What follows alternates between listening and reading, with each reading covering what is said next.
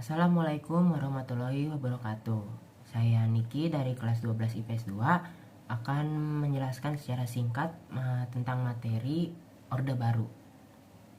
Cikal bakal kelahiran Orde Baru dimulai ketika kebijakan pada masa Orde Lama atau pimpinan Presiden Soekarno menimbulkan banyak kontroversi. Misalnya saja pada 5 Maret 1960, Presiden pertama RI tersebut membubarkan parlemen hasil pemilu 1955, lalu merombak susunan parlemen dan membentuk Dewan Perwakilan Rakyat Gotong Royong.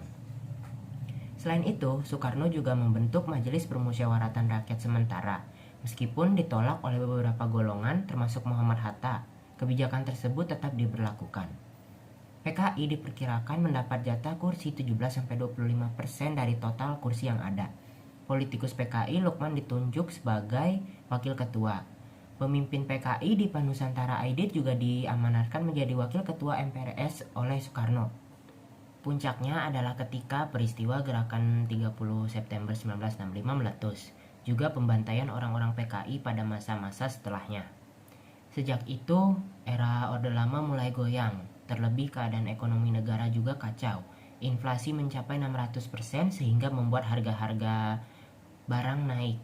Hal itu memantik masyarakat dan mahasiswa menggelar aksi protes. Salah satu aksi yang diadakan oleh Kesatuan Aksi Mahasiswa Indonesia adalah mengusung 3 tuntutan, yaitu pembubaran PKI, perombakan kabinet Dwi Kora, dan penurunan harga akibat inflasi. Aksi tersebut disebut sebagai Tritura atau Tri Tuntutan Rakyat. Namun tuntutan tersebut tidak dipenuhi oleh Presiden Soekarno. Dikutip dari modul Sejarah Indonesia kelas 12 2020 halaman 4, Soekarno kemudian mengeluarkan surat Perintah 11 Maret atau Super Semar pada 11 Maret 1966 dan diserahkan kepada Jenderal Soeharto. Dengan demikian, Soeharto yang merupakan Panglima Komando Pemulihan Keamanan dan Ketertiban ditugaskan untuk membereskan masalah keamanan, ketenangan, dan stabilitas politik. Yang bertugas mengantarkan Super Semar kepada Soeharto saat itu adalah Jenderal Muhammad Yusuf, Amir Mahmud, dan Basuki Rahmat. Namun, kebijakan dan mandat Super Semar lama-kelamaan menimbulkan dualisme kepemimpinan nasional. Dikutip dari modul Sejarah Indonesia SMA kelas 12 terbitan Kemendikbud, dualisme ini akhirnya menimbulkan pertentangan politik di masyarakat. Dalam sidang MPRS yang digelar sejak akhir Juni hingga awal Juli 1966, memutuskan Super Semar sebagai ketetapan MPRS. Artinya secara hukum Super Semar tidak bisa dicabut sewaktu-waktu oleh Soekarno.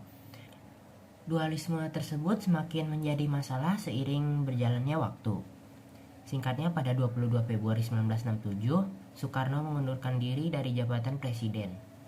Di sisi lain, Soeharto memperoleh jabatan sebagai pejabat presiden Indonesia pada 12 Maret 1967. Ketentuan ini dilakukan oleh Ketua MPRS Jenderal Abdur Haris Nasution. Jabatannya sebagai Presiden Indonesia baru resmi diadakan pada 27 Maret 1968. Kebijakan politik dalam negeri masa Orde Baru, Abdurrahman dan kawan-kawan mengatakan bahwa Soeharto resmi diangkat sebagai presiden pada 27 Maret 1968. Ia dikukuhkan sebagai presiden melalui MPRS. Hal itu sekaligus menandai titik awal perjalanan Orba di Indonesia. Setelah memasuki masa Orde Baru, terdapat sejumlah kebijakan-kebijakan yang dibuat. Berikut ini beberapa daftar kebijakan politik dalam negeri yang dibentuk ketika masa Orde Baru. 1. Pelaksanaan Pemilu 1971. Kebijakan politik pertama yang dibuat pada masa Orde Baru adalah pelaksanaan Pemilu 1971. Dari sejumlah partai politik yang ikut serta, Golkar terdata mempunyai pendukung terbanyak. Ini terjadi di beberapa pemilu berikutnya, yakni 1977 sampai 1997. 2. Berlakunya penyederhanaan partai politik. Setelah pelaksanaan pemilu 1971, pemilu pertama era pemerintahan Soeharto, dilakukan penyederhanaan partai politik. Banyaknya partai politik masing-masing bergabung satu sama lain. Sementara hasil pembentukannya berjumlah 3, diantaranya ada PPP, Golkar, dan PDIP. 3. Dui fungsi ABRI. ABRI pada masa Orde Baru mendapatkan peran tambahan, yakni mempertahankan keamanan dan menjadi kekuatan sosial politik. Bukan hanya itu, ABRI juga mempunyai wakil dalam MPR, disebut fraksi ABRI. 4. Indoktrinasi Pancasila, pedoman penghayatan dan pengamalan Pancasila.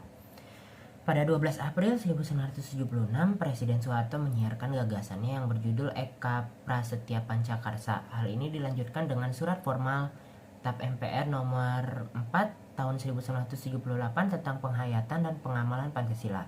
Tujuannya demi menginformasikan pemahaman Pancasila kepada masyarakat. 5. Normalisasi kehidupan kampus atau Badan Koordinasi Kemahasiswaan. Kebijakan ini disingkat NKK atau BKK, diantaranya berisi format organisasi kemahasiswaan yang dilarang terjun dalam politik praktis. Dengan begitu, sejumlah aksi kritis dari mahasiswa dapat dibendung demi pembangunan dan pembuatan kebijakan. Ciri-ciri sistem politik Orde Baru. Sistem politik Orde Baru berlaku di masa pemerintahan Soeharto sebagai Presiden kedua Indonesia. Ciri-cirinya secara garis besar dapat dilihat dari berbagai kebijakan yang pernah dibentuk pada masa tersebut.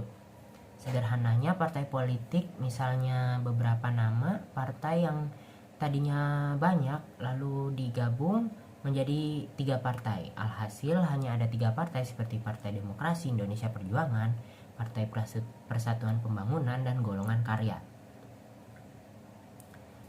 Selain itu, dui fungsi ABRI membuat kehidupan masa Orde Baru didominasi Angkatan Darat.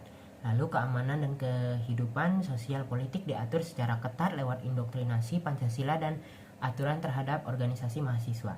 Dengan adanya indoktrinasi, masyarakat diberikan pengetahuan tentang Pancasila. Akan tetapi mahasiswa ternyata dibatasi suaranya lantaran berpotensi mengusik pemerintahan. Berikut ini ciri-ciri sistem politik Orde Baru jika disajikan lewat daftar. Jumlah partai politik sedikit. ABRI mendominasi kehidupan sosial dan politik. Terjadi indoktrinasi tentang Pancasila, dibatasinya pemikiran kritis para mahasiswa. Sekian penjelasan singkat dari saya. Terima kasih.